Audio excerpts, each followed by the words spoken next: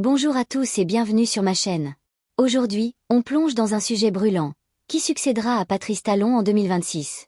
Alors que les spéculations vont bon train, Malick Gomina, une voix influente, apporte son soutien à Romuald Wadani.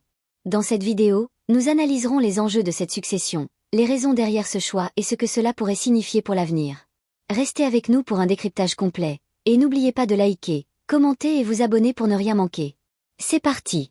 En route pour 2026, le débat de la présidentielle au Bénin est totalement lancé. Le camp de Patrice Talon a franchi une étape décisive dans la désignation de son candidat, Romuald Wadani, actuel ministre de l'économie, des finances et de la coopération, a été officiellement choisi comme candidat de la majorité présidentielle. Mariam Chabit Alata, actuelle vice-présidente de la République, sa colistière. Alors, un certain nombre de questions. Que faut-il comprendre de ces choix opérés à l'unanimité des partis soutiens du pouvoir et à quel degré le chef de l'État, Patrice Talon, est-il impliqué?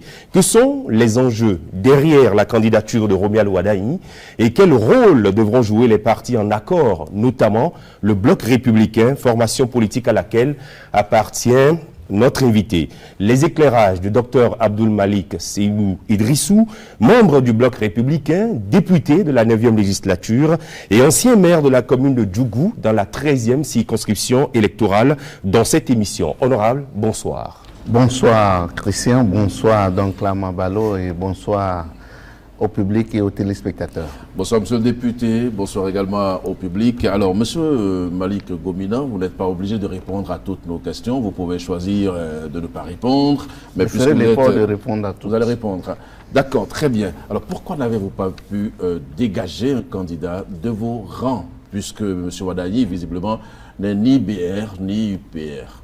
Monsieur Abalo, je m'attendais plutôt à ce que vous nous félicitez pour avoir eu le recul nécessaire et mis en avant l'intérêt supérieur de la nation à travers le compromis que nous avons trouvé, un compromis et un accord conciliant à travers la personne de Romuald Wadani, qui est un journaliste de vous féliciter. Nous, on vous pose des questions, vous devez vous justifier, si, monsieur Gomina. Mais d'avoir fait ce choix, un homme qui n'appartient à aucun des partis politiques et qui n'aura que pour seule préoccupation l'intérêt du pays, d'avoir choisi cet homme, je pense que nous méritons d'être félicités, d'y être parvenus. Nous aurions pu mettre en avant l'appartenance politique, nos intérêts égoïstes et ne pas faire ce choix pour le pays. Mais nous avons laissé de côté nos ressentis personnels et nous avons trouvé que la marche du pays vers le progrès doit se poursuivre. Voilà pourquoi nous sommes arrivés à ce compromis qui enthousiasme les Béninois. Et justement, oui, est-ce que ça ne va pas en contradiction de la réforme du système partisan avec tout ce qui a été mis en œuvre? Non, du tout pas. Bien au contraire. Ça vient conforter la réforme du système partisan. Que dit le système partisan? Le système partisan dit que c'est les partis politiques qui contribuent à l'animation de la vie politique. Nul ne peut, de son propre chef, décider, par exemple, qu'il veut être candidat à une élection sans l'onction d'un parti politique. Et ici, nous nous sommes entendus au niveau des formations politiques pour porter notre choix sur quelqu'un qui, certes, n'est pas membre de nos partis politiques, mais n'est pas très éloigné de nos convictions. Et donc, voilà ce que nous avons fait, c'est le parti politique. C'est le système partisan. Vous n'avez pas vu des individus sortis du néant pour dire qu'ils veulent être candidats. Même s'ils le faisaient, ils n'auraient aucune chance. Mais ici, Romuald Wadani a pu convaincre les partis qui ont le parrainage et donc nous avons décidé que ce soit lui notre candidat, nous le parrainons pour qu'il représente nos couleurs. Mais M. Gomina, il y a quand même des velléités au sein du bloc républicain. Il y a beaucoup d'acteurs politiques qui depuis des années sont sur le terrain à travers monts et vallées et qui voulaient être candidats. Et donc comment ça se fait que vous ne choisissez pas ces gens-là et vous choisissez quelqu'un qui est proche, qui n'est pas... Oui, mais donc là, Mabalo, entre ce qui est bon pour nous et ce qui est bon pour le pays, c'est le Bénin la seule constante. Tout le reste est fait de variables interchangeables à volonté. Imaginons que nous avions choisi un candidat au niveau du bloc républicain. Si nous y étions parvenus, que fera l'UPR? Ils vont se choisir le candidat. Oui, mais pourquoi vous voulez que nous puissions choisir les candidats alors que nous avons la possibilité de trouver quelqu'un qui est bon, qui peut poursuivre l'œuvre, qui est préparé à faire la relève? Parce que ce que nous voulons véritablement, ce n'est pas gérer le pays. Ce n'est pas ça.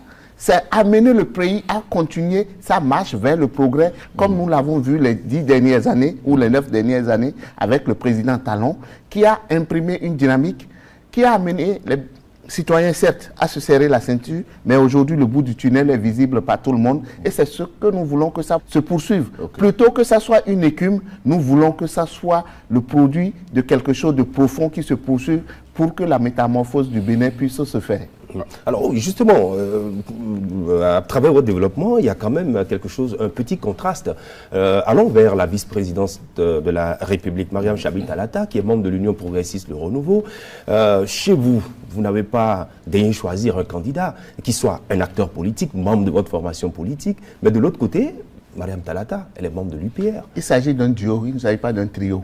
Oui, donc nous avions à choisir, après la contradiction principale qui a été réglée à travers la personne de Romuald Wadagni, nous avions donc à désigner un colistier ou une colistière.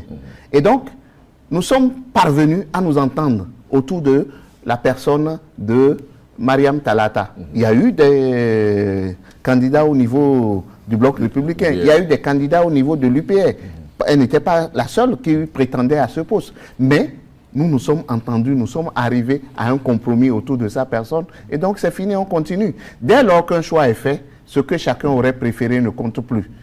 C'est autour du choix que nous allons travailler pour pouvoir gagner les prochaines élections. Quand c'est comme ça, M. Gomina, pourquoi il faut militer alors? S'il faut militer pour que finalement il y ait des compromis qui éloignent tous ceux qui ont milité, vivement des compromis, que les compromis continuent. Non, ce n'est pas parce que vous êtes militant dans un parti politique que vous serez nécessairement président de la République. Ça veut dire quoi? Si en notre sein, au jour d'aujourd'hui, nous trouvions des personnes qui étaient mieux préparées que Romuald Wadagni, ce sont ces personnes, ce sont pour elles que nous allions opter. Mais il se trouve qu'aujourd'hui, Romuald Wadagni, au poste qu'il a occupé ces 9 dernières années, et la préparation qu'il a eue aux côtés du président Talon, nous estimons qu'avec le profil qu'il a, la confiance des partenaires, il sait chercher de l'argent, nous avons besoin de l'argent dans nos pays, il a la confiance des partenaires, nous voulons que ça se poursuive au lieu qu'au lendemain des élections présidentielles, nous allions encore vers des chemins de l'inconnu. Il y a quelqu'un qui est préparé à ce job et nous estimons que donc c'est mieux qu'on continue la marche du pays avec lui. Alors, vous avez parlé du président Patrice Talon. Parlons-en, M. Gomina. Quel rôle le président Talon a joué dans la désignation de Romuald Wadagni? Beaucoup pensent qu'il vous l'a imposé. Non, pas du tout. Le président Talon ne l'a pas imposé. Bien au contraire. Le président Talon a essayé d'être véritablement rassembleur. Parce qu'il a discuté avec toutes ces formations politiques, avec tout ce qui compte au niveau de ces formations politiques, notamment les directions exécutives nationales ou le bureau exécutif national pour ce qui concerne le BR, avec les ministres, avec les députés. Nous avons eu ensemble à discuter pour dire qu'est-ce qui est bon pour notre pays. Qu'est-ce qui est bon? Et donc, c'était la question principale. Qu'est-ce qui est bon? Qu'est-ce qui est bon pour notre pays? Donc c'est le rôle qu'il a joué. Oui, c'est le rôle qu'il a joué. C'est-à-dire, le président a mis un point d'honneur à ce que les poussins, c'est-à-dire tous ceux qui l'ont soutenu pendant les 2 quinquennats qu'il a eu à passer à la tête du pays, ne s'entre-déchirent pas, n'aillent pas dans des querelles de clochers, qu'ils puissent penser ensemble pour que son œuvre à lui succède. Ça veut dire quoi? Il aurait pu dire, j'ai réussi, j'ai fait ce que j'ai pu. Les Béninois ont vu. Après moi, ça sera le déluge pour qu'on vienne dire que c'est Talon le meilleur président de tout le temps. Après lui, vous avez vu, c'est le chaos. Mais il n'a pas fait cette option-là. Il a voulu que ce qui viendra après lui soit meilleur à ce qui a été déjà fait sous lui. Et donc, nous nous sommes parlé, nous nous sommes mis ensemble, nous avons discuté, nous avons vu ce qui est bon pour nous, et lui et pour nous, et ensemble nous avons convenu qu'en faisant ce choix, le choix de Romuald Wadagni, c'est le pays qui gagnerait et c'est la marche du pays vers le progrès qui allait se poursuivre. Donc, il a joué le rôle de père de famille qui a veillé à ce que la succession se fasse correctement dans la concorde plutôt que après lui, ça soit le déluge. Alors,